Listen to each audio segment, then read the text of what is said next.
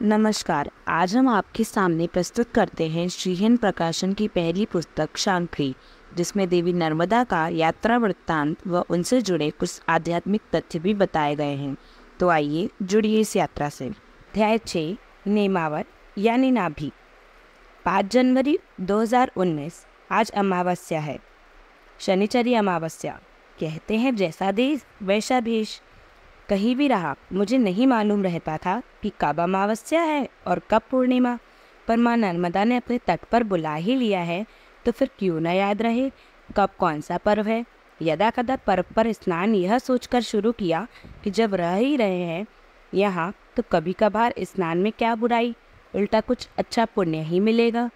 पर अब यह बात नहीं, क्योंकि अब यह क्रिया आनंद देने लगी है। सो सुबह स्नान कर सिवनी मालवा के लिए निकल गया। होशंगाबाद जिले का सबसे बड़ा उपखंड सिवनी मालवा 50 किलोमीटर दूरी पर है। आवश्यक बैठक अटेंड कर दोपहर बाद हरदा की ओर बढ़ गया। जब से नर्मदा की गाथा बीचों बीच पहुंची है, तभी से नाभि प्रदेश की यात्रा का मन हो रहा था। आज यह अवसर मिल गया और हरदा होकर हांडिया जाने का प्लान बनाया। 40 किलोमीटर की यात्रा कर हरदा पहुंचे और वहां से हांडिया के लिए निकले तो पता चला कि अभी 20 किलोमीटर और चलना है इंदौर रोड पर। सड़क अच्छी थी, सो जल्द ही हांडिया सामने था। गाड़ी से उतरते ही दिखा नर्मदा का चौड़ा पाट, नीचे तक गई सीढ़ियाँ और नीचे दूर तक फैला पक्का सीमेंटेड प्लेटफॉर्म। पहले से पढ़ रखा था, इसलिए रिद्धनाथ मंदिर के बारे में पूछा। पादरी वाले ने सामने इशारा किया जहाँ प्राचीन मंदिर दिख रहा था। यहाँ पहुँचने पर बाहर ही एक ग्रामीण सज्जन मिले, जिन्होंने उसे रिद्धनाथ मंदिर होने की सहमति दी। सफ़ेद चूना पत्थरों से बना मंदिर स्थापत्य कला का तो विशेष नमूना नहीं था, किंतु चारों ओर फैली विशाल छतनुमा उस जगह पर गोल गुम्बद की तरह बना वह मंदिर अच्छा लग रहा था। गोल वरांडा पार कर गर्भगृह में प्रवेश किया। काले पत्थर का बना शिवलिंग आकर्षक लग रहा था। नतमस्तक हो प्रणाम किया भोले बाबा को। निकट ही पंडित जी बैठे थे। बातचीत शुरू हुई। मंदिर बहुत पुराना है, मैंने पूछा। 11,000 साल पुराना है। इतना प्राचीन? भगवान राम से भी पहले का है। धन के देवता कुबेर ने स्थापना की थी रिद्धनाथ की। यही क्यों? जब रावण ने कुबेर से लंका छीन ली तो उन्होंने यहाँ नर्मदा के किनारे भगवान को स्थापित कर तपस्या की। शिव भोलेनाथ प्रसन्न हुए और कुबेर को अपने कैलाश पर जगह दी, जहाँ उन्होंने अलकापुरी बसाई। उस पार बताते हैं कि सिद्धनाथ नाम से शंकर भगवान का मंदिर है। हाँ, ये बड़े भाई हैं और वो छोटे भाई। दोनों ही स्थानों पर पूजन करने का ही पूर्ण लाभ मिलता है। पंडित जी ने बखान किया। आपका नाम? पंडित नवीन व्यास। उन्होंने अपना परिचय दिया। तब तक साथ आए लाखे ने अंदर का फ़ोटो लिया। हमने पंडित जी से विदा ली। बाहर निकल कर आए। अब खुली छत की बाउंड्री से नीचे नर्मदा को देखने लगे। सामने ही नेमावर घाट दिख रहा था। नर्मदा के दोनों किनारों पर अनेक सुंदर घाट हैं, पर आमने सामने एक जैसे सुंदर घाट बहुत कम है। ओंकारेश्वर जैसा ही यह सुंदर नज़ारा, किंतु दोनों ओर एक जैसा पब्लिक फ्लो नहीं देखने को मिलता है। सीढ़ियों से नीचे उतरकर बड़े और लंबे चौड़े प्लेटफॉर्म पर खड़े हो नर्मदा का सौंदर्य निहारा। सामने के घाट के मंदिर पूर्वी और हिंदू धर्म और पश्चिमी की ओर जैन धर्म के स्थापित है, जो इस पार से अमावस्या की भीड़ के कारण और भी अच्छे लग रहे थे। नदी पर ऊंचा बना सड़क पुल जो बैतूल, हरदा और इंदौर हाईवे को जोड़ता है, दिन भर वाहनों की आवाजाही से स्थान को और रोचक बना देता है। दोनों तरफ खूब भीड़ है। घाटों के बीच नाव भी चल रही थी। लाखे ने सुझाव दिया कि नाव से पार चलते हैं और अमजद को गाड़ी ले वहीं बुला लेते हैं। एक बार को मेरे मन में आया भी, फिर लगा कि उस पार अधिक भीड़ होने से वाहन को ढूंढना मुश्किल हो सकता है। यही सोचकर आइडिया ड्रॉप कर दिया। वापस चलने लगे तो एक दुकान पर मैं रुक गया। एक सज्जन को वहाँ बैठे देखकर पूछा, आप यहीं रहते हैं? हाँ, यहीं हांडिया में। दुकान आपकी है? नहीं, परिचित की है। भैया आ रहे हैं। क्या नाम है आपका? अजित शाह। उन्होंने नाम बताया। अजीत जी, इसे हांडिया क्यों कहते हैं? बहुत देर से घुमड़ रहा प्रश्न मेरे दावा। एक पीर बाबा हुए हंडियस भड़र बड़े पहुँचे हुए थे। उनका सोटा और हांडी आती थी यहाँ। एक बार किसी महिला ने उसमें कुछ डाल दिया। सोटा तो चल गया पर हांडी वापस नहीं जा पाई और यही रह गई। तब से इस स्थान का नाम हांडिया पड़ गया है। उनका कोई स्थान है? हाँ, पास ही मज़ार है उनकी। देखने लायक जगह है। हर साल उर्स बढ़ता है वहाँ। अजीत शाह बताते हुए रोमांचित हो रहे थे। गुफा भी है वहाँ बाबा की।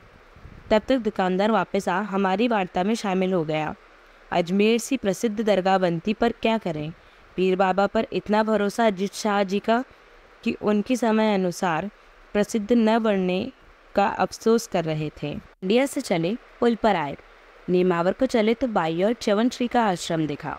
आज पुल के बीच से दोनों तट का नज़ारा देखते ही बनता था।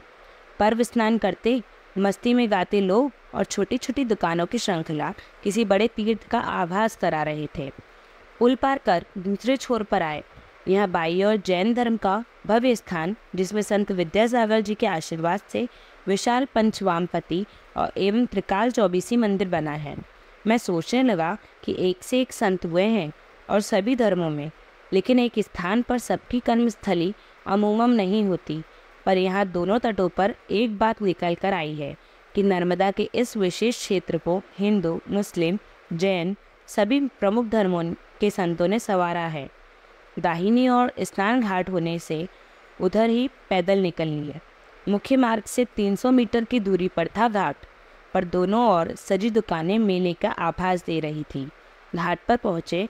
यहाँ हांडिया के तट से इधर सीढ़ियों वाला पारंपरिक घाट बना था, जिसकी नदी किनारे लंबाई और ऊंचाई खूब थी और स्थानार्थियों की भीड़ उसे भव्यता प्रदान कर रही थी। कुछ देर घाट पर खड़े हो पास से गुजरते पुलिसकर्मी से सिद्धनाथ मंदिर का पूछा। ऊपर किले नुमा बड़ी इमारत की ओर इशारा किया उसने। चढ़ाई चढ़ सिद्धनाथ मंदिर पहुँचे। शानदार शिल्प, हजारों वर्ष पुरानी भारतीय स्थापत्य कला का अद्भुत उदाहरण। ऊपर विशाल परकोटे से घिरे काले पत्थर का बना ऊंचे बुर्ज वाला मंदिर और बगल में नीचे बहती नर्मदा जैसे जादू जगा रहे थे। मंदिर की नक्काशी को देखते ही बनती थी। लाखे तो इतना मुग्ध हो गया कि जगह जगह के फोटो खींचने लगा, जैसे दर्शन की कोई जल्दी नहीं हो। इस मंदिर में भीड़ थी, सो दर्शन करने के लिए लाइन में लग मैंने लाखी को आवाज़ दी। धीरे धीरे सरकती लाइन के साथ अंदर गर्भगृह में पहुँचे। काले पत्थर के शिवलिंग, उन पर चढ़े बेलपत्र, फूल, मंत्रोच्चार करते पुजारी, मन को मोह लेने वाली दशा वहाँ पर। दर्शन कर बाहर आए। छत पर पेरापेट के सहारे खड़े हो शांत बहती निर्मल नर्मदा को निहारने लगे। मंदिर के बारे में पूछा। वहीं बैठे एक सज्जन बताने लगे कि सिद्धनाथ बाबा उत्तर तट पर आदिकाल से बैठे हैं। कुबेर ने तपस्या कर इन्हीं के जैसे शिवलिंग की स्थापना करनी चाहिए, तो भोलेनाथ ने उन्हें दक्षिण तट पर रिद्धनाथ नाम से शिवलिंग की स्थापना करने का आदेश दिया। सब बहानेबाजी है, मैं बुदबुदाया। कुछ कहा आपने? वे सज्जन पूछने लगे। नहीं, कुछ नहीं, उसने कहा और आगे बढ़ गया। पर मैं सोचने लगा कि पिता के लिए बेटी हमेशा छोटी बच्ची ही होती है। बेटों के बारे में तो मैं नहीं कह सकता, वो उनके पिता बताएंगे, पर बेटी के बारे में अपना अनुभव कहता हूँ कि जब भी मैं किसी बात पर उसे कहता हूँ कि अभी तो वो बच्ची है, बहुत छोटी है, तो मेरी पत्नी टोकती है कि 22 वर्ष की बेटी को छोटा क्यों कहते हो। मैं सहमति से सिर हिलाता हूँ, पर फिर भूल कर किसी बात पर बेटी को छोटी बच्ची कहने लगता हूँ।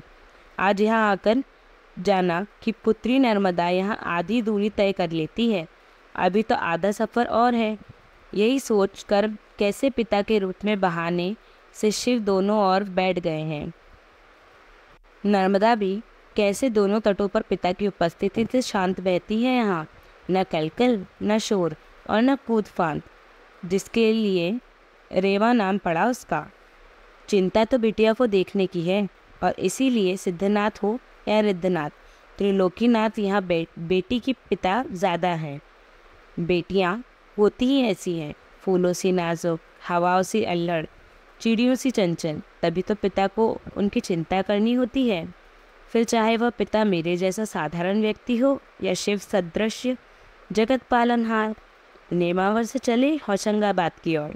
नर्मदा के उत्तर तट पर है अभी हम, और वापस अमरकंटक की दिशा में जा रहे हैं। बीच में छिपानेर भी जाना है, जो नर्मदा के किनारे दादाजी धुनीवाले का स्थान है। हम अपने होशंगाबाद पर ही नहीं उतरा सकते। गाड़ी में बैठते ही मैंने कहा, नहीं सर, एक से एक स्थान है नर्मदा किनारे। लाखी बोला, जहाँ आओ वहीं लगता है इतना सुंदर पहले नहीं देखा। किसी का तो एक ही घाट सुंदर होता है, यहाँ तो दोनों ही खूबसूरत हैं।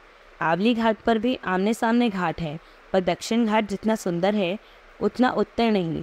बाकी जगह तो अभी तक आमने सामने घाट ही नहीं देखे। अमजद ने जोड़ा, हाँ यहाँ तो तीर्थ का तीर्थ और पर्यटन का पर्यटन। मैंने कहा, सर नेमावर को देखकर तो लगता है कि यही बस जाएं। बातों बातों में लाखे ने कहा तो मैं सोचने लगा, नर्मदा के तटों पर न जाने कितने ऐसे स्थान हैं जहाँ जाकर लौटना बड़ा मुश्किल है। पूरी परिक्रमा करने के बाद या दोनों तटों को देखने के बाद भी कोई वापस चला जाता है तो सचमुच बड़ा वीर होता होगा। अन्यथा संभावना तो यही है कि कहीं ना कहीं हार कर नर्मदा तीर पर बसा मिलेगा। अनेक संत स्वामी हैं जो नर्मदा किनारे बस गए हैं। उनसे पूछो तो यही कहेंगे कि परिक्रमा करते करते स्थान भाग आया और ठहर गए। चलिए हमारी इस यात्रा को फिलहाल नहीं विराम देते हुए जहाँ इन शब्दों को रोका था, आने वाले एपिसोड में वहीं से प्रारंभ करेंगे और देवी नर्मदा से आपको परिचित कराएंगे। तो जुड़े रहिए हमारी इस यात्रा से। नर्मदे हर।